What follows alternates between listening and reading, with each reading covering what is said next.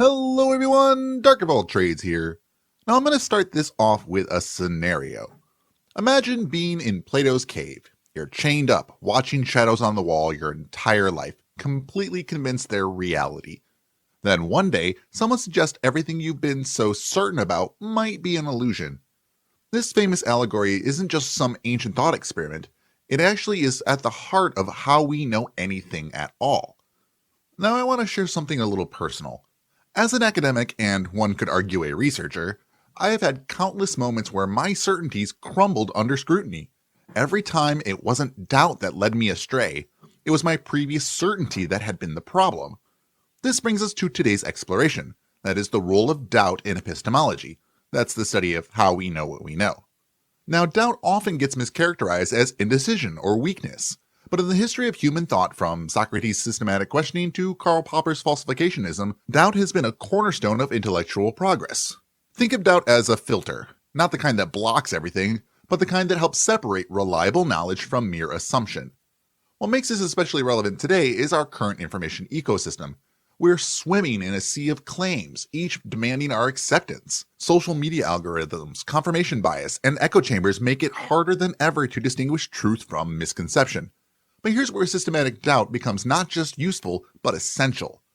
So for today, we're going to explore how philosophical skepticism, from Pyrrhonian doubt to modern scientific methodology, provides us with practical tools for understanding reality.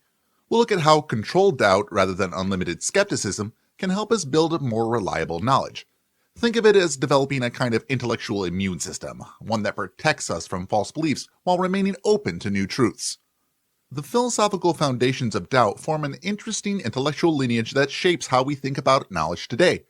Let's explore this history, not as dry facts, but as a living conversation that has been going on for over 2 millennia. So it begins in ancient Greece with the Socratic method, a revolutionary approach to understanding truth. Socrates demanded that wisdom often starts with recognizing one's own ignorance. By asking systematic questions, he showed how our most cherished beliefs often rest on shaky foundations. Consider his famous interaction with Euthyphro and the nature of piety. Through careful questioning, Socrates revealed how even seemingly obvious concepts can crumble under examination. This tradition of systematic doubt evolved drastically with René Descartes in the 17th century. His methodological skepticism wasn't mere contrarianism. It's a sophisticated attempt to find unshakable foundations for knowledge. When Descartes asked, "What can I know with absolute certainty?" he wasn't trying to destroy knowledge, but to rebuild it on stronger foundations. His famous cogito ergo sum, I think therefore I am, emerged not from this arbitrary doubt, but from a carefully reasoned investigation of what could withstand the most rigorous skepticism. The empiricist tradition, particularly through figures like David Hume, took this skeptical approach in a different direction. Hume's analysis of causation showed how even our most basic assumptions about reality, like cause and effect, deserve careful scrutiny. The empiricists' insistence on observable evidence as the basis for knowledge helped lay the groundwork for modern scientific thinking. This brings us to a crucial distinction in epistemological doubt, the difference between destructive and constructive skepticism. Destructive skepticism, like that of Pyrrho, suggests we should suspend all judgment. Constructive skepticism, on the other hand, uses doubt as a tool for building reliable knowledge. Think of it like a metal detector on a beach. It helps us find valuable truth buried under layers of assumption and bias. These philosophical approaches to doubt aren't just academic exercises, they are practical tools for understanding reality. When we question our assumptions, we're participating in a tradition that has consistently led to deeper understanding and more reliable knowledge. Let's explore how doubt functions as a cognitive tool in knowledge acquisition.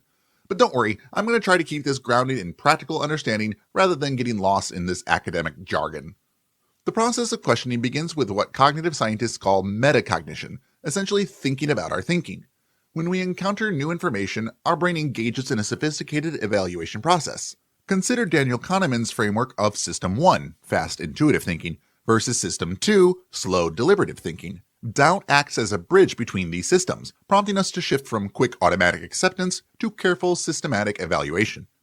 The scientific method represents the most refined implementation of systematic doubt.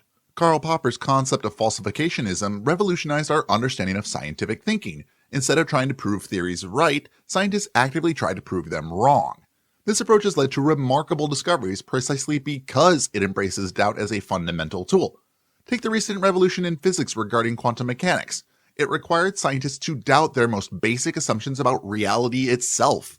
But our cognitive architecture often works against this kind of systematic doubt. Cognitive psychologist Peter Watson's research on confirmation bias showed how we naturally seek information that confirms our existing beliefs while avoiding contradictory evidence.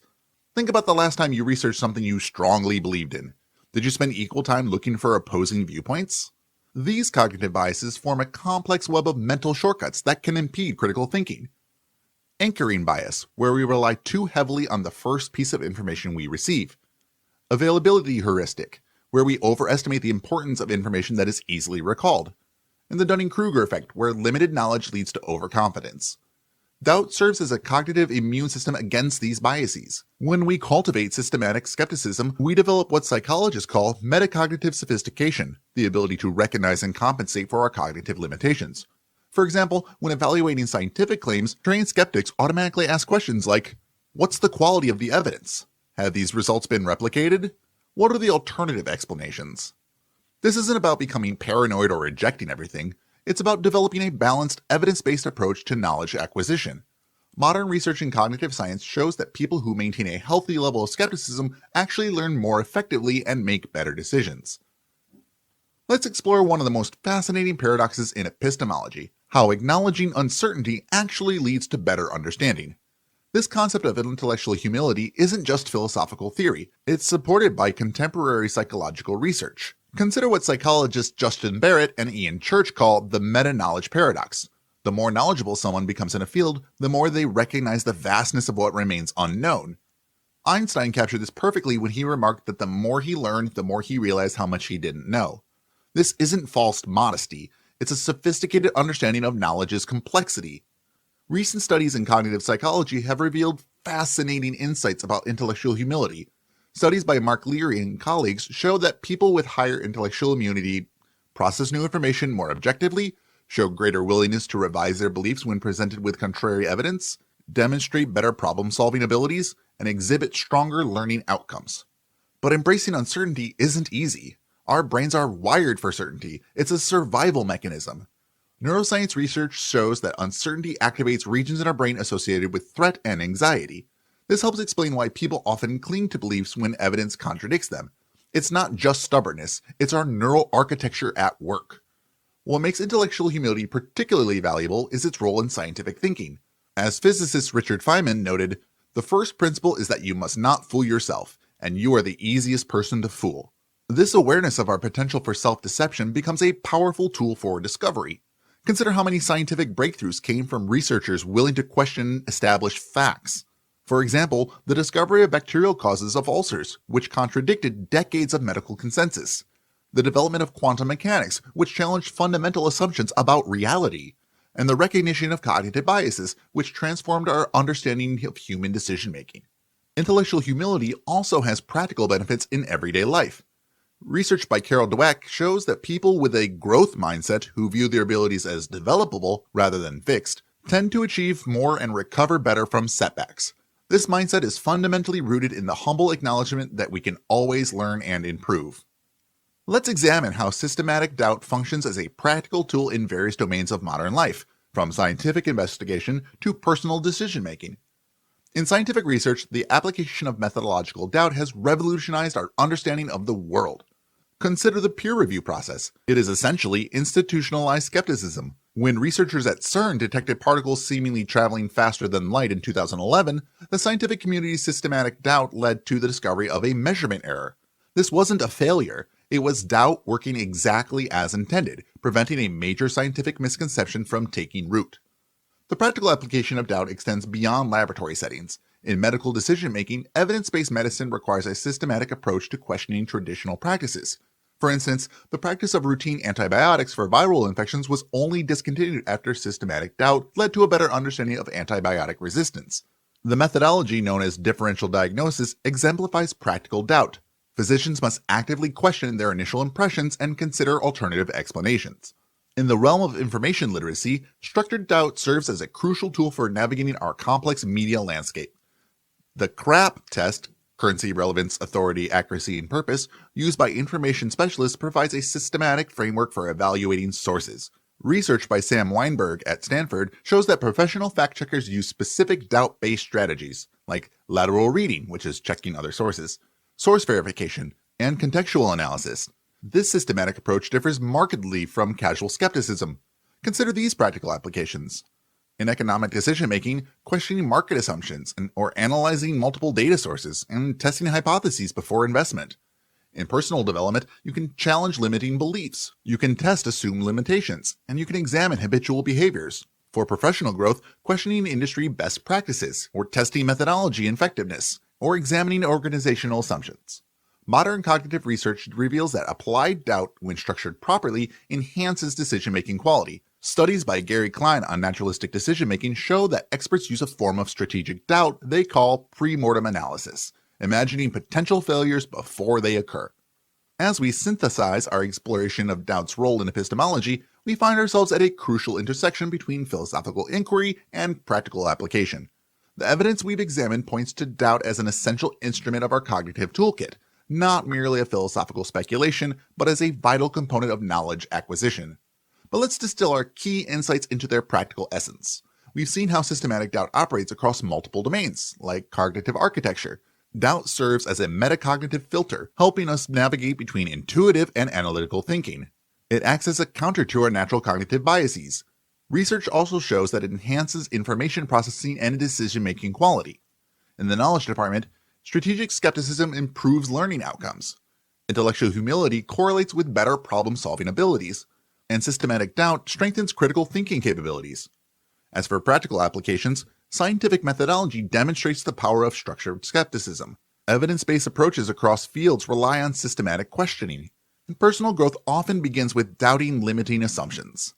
However, this understanding comes with important nuances.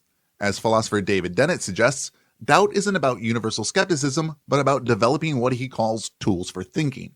These tools must be wielded with precision and purpose. Looking forward, the implications are significant. In an era of information overload and artificial intelligence, the ability to apply systematic doubt becomes increasingly crucial. Research by Jonathan Haidt suggests that those who can maintain a balance between skepticism and openness are better equipped to do things like navigate complex information landscapes, adapt to changing knowledge paradigms, and make better decisions in uncertain conditions.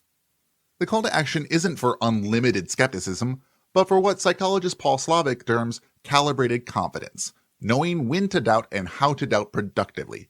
This approach allows us to question effectively without falling into cynicism, build reliable knowledge while acknowledging uncertainty, and engage with new ideas while maintaining critical thinking.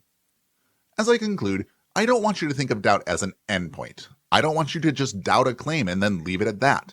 But think of it as a beginning, a starting point for deeper understanding and more effective thinking. The evidence suggests that cultivating this skill might be one of the most valuable intellectual investments we can make. Now, if you like this kind of lecture, let me know in the comments. I'm trying to do one a month, as I want this to be an educational channel first. And with this, I want to teach my viewers how to think rather than what to think. As such, I'll leave a bunch of sources in the descriptions, especially ones I use for making videos like this, for more of your reading and thinking about thinking pleasure.